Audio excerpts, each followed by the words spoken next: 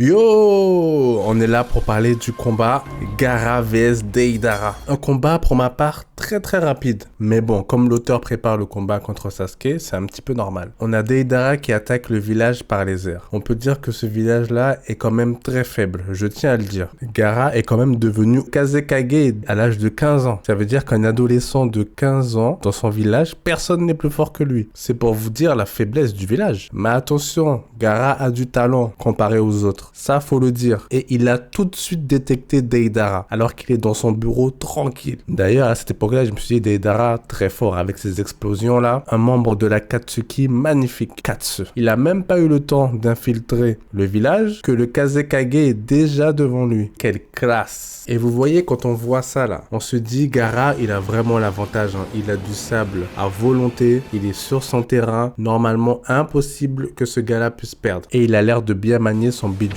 On sait tous que tactiquement, Gaara est trop fort. Il peut attaquer, se défendre, tout ça en même temps. Il se cache dans sa sphère, il fait sa technique des yeux là. Et en un instant, il a déjà écrasé le bras de Deidara.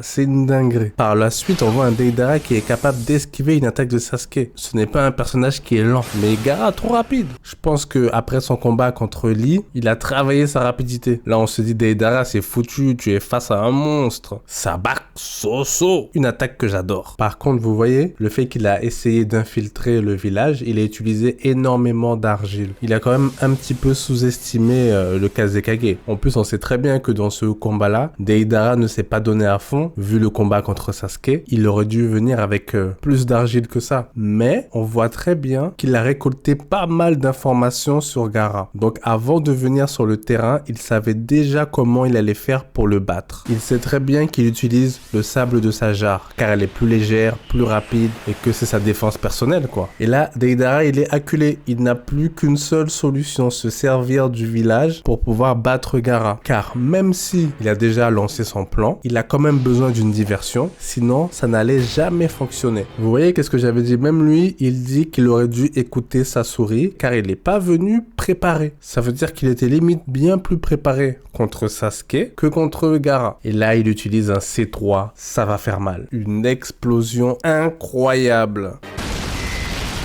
Capable de pulvériser le village entier. Et heureusement qu'on a un vrai Gaara. Il a pu déplacer énormément de sable. Il a dû utiliser énormément de chakra pour ça. Et en plus, il l'a fait extrêmement vite. Les gens n'imaginent pas. Limite un raz-de-marée de sable. En quelques secondes, il a dû le déplacer. C'est fou la puissance de Gaara à ce moment-là. Et comme il était concentré à déplacer tout ce sable et à protéger le village, il s'est complètement fait avoir. Il a complètement abandonné le combat. Et voilà, boum. Vous voyez, juste un petit oiseau, mais c'est de l'explosif. Donc, ça fait mal. Hein. Bien sûr, on connaît la rapidité de son sable personnel. Il a quand même réussi à se protéger. Mais on sait aussi que Deidara, c'est un fourbe. On sait aussi qu'il est très intelligent. C'est quelqu'un de tenace. Quand il s'est fait broyer le bras, il avait injecté de l'argile. Et comme Gaara a utilisé son sable personnel, il s'est fait avoir comme ça et il n'a rien vu parce qu'il était trop occupé à sauver le village. Sans cette diversion, jamais ça n'aurait fonctionné. Par contre, il dit que ne pas te tuer, ça aurait été le plus dur. C'est pas faux parce qu'il avait des techniques bien plus problématiques en termes d'explosion. Et on pourrait se dire que ce Gaara-là est plus faible que le Sasuke qui bat Deidara. Mais pas forcément parce que c'est une question de match-up aussi. Le fait que les deux utilisent du Doton, le fait que l'argile soit assez proche du sable, c'est dur de se défendre contre des explosions. Surtout quand on n'a pas d'informations sur l'adversaire, qu'on ne sait pas que le Raiden peut annuler tout. Mais bon, là, malgré qu'il a le titre de Kazekage, il n'était pas assez puissant pour le moment. Limite, j'ai l'impression que quand il a perdu son biju, il est devenu encore plus fort. Parce qu'il a dû s'entraîner 2 fois plus dur. Après, c'est vrai qu'aussi qu'un biju consomme le chakra de son hôte. Donc, il a pu récupérer quand même pas mal de chakra. Voilà, c'est un combat très rapide, mais très intéressant. Ciao pour le prochain VS.